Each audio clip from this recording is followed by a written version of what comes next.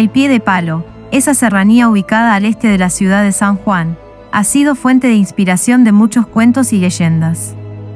Sobre su origen hay 3 versiones más difundidas. En una de ellas, un cacique perdió un pie luchando contra un puma, y en la otra, un indio gigante peleó por su tesoro escondido y perdió el pie. En ambos casos, terminaron usando un pie de palo que dio origen al nombre de la serranía. Esta es la versión que dejó Pedro Echagüe.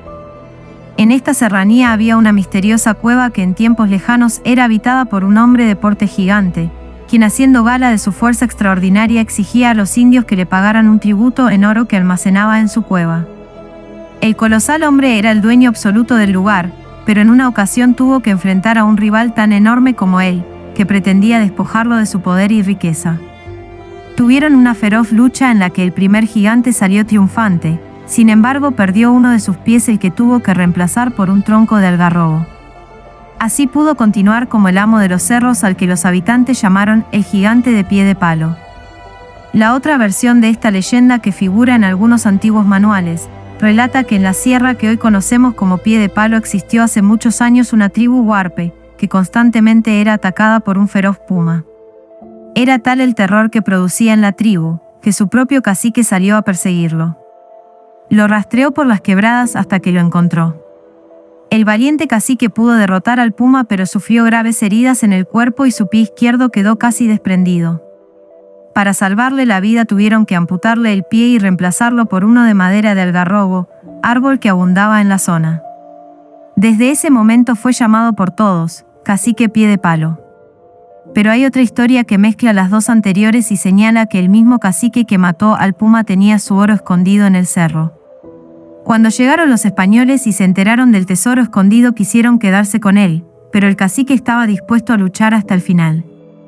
Luego de una intensa pelea y buscando alivio a su dolor, el huarpe se recostó entre las piedras estirándose cuán largo era, y allí murió.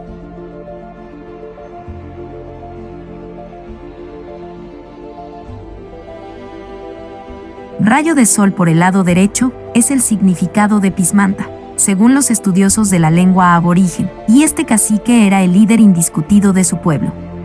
Según cuenta su leyenda, Pismanta sabía enseñar a su gente la importancia de vivir en armonía con la naturaleza y de preservar la paz. Era respetado y querido. El cacique resistió la invasión de los españoles y luchó bravamente contra ellos.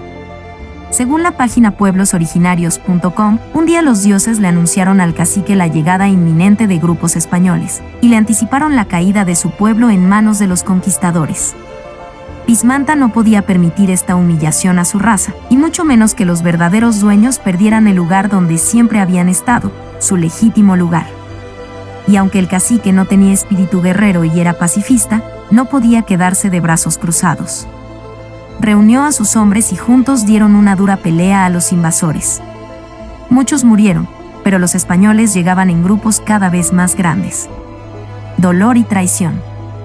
Además, su amigo el cacique Angaco había pactado con los españoles, y hasta había entregado a su hija en matrimonio a uno de ellos, el capitán Eugenio de Mallea.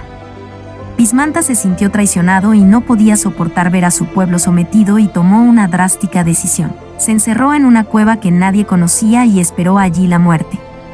Nunca más se supo de él. Pasó el tiempo y un día un fuerte temblor abrió una grieta en la cueva escondida en la morada final del cacique.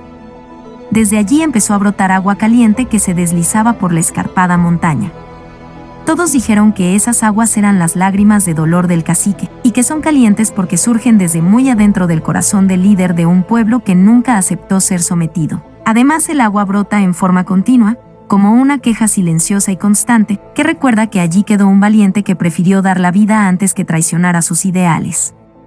Así nacieron las termas de Pismanta, al pie de la cordillera de los Andes.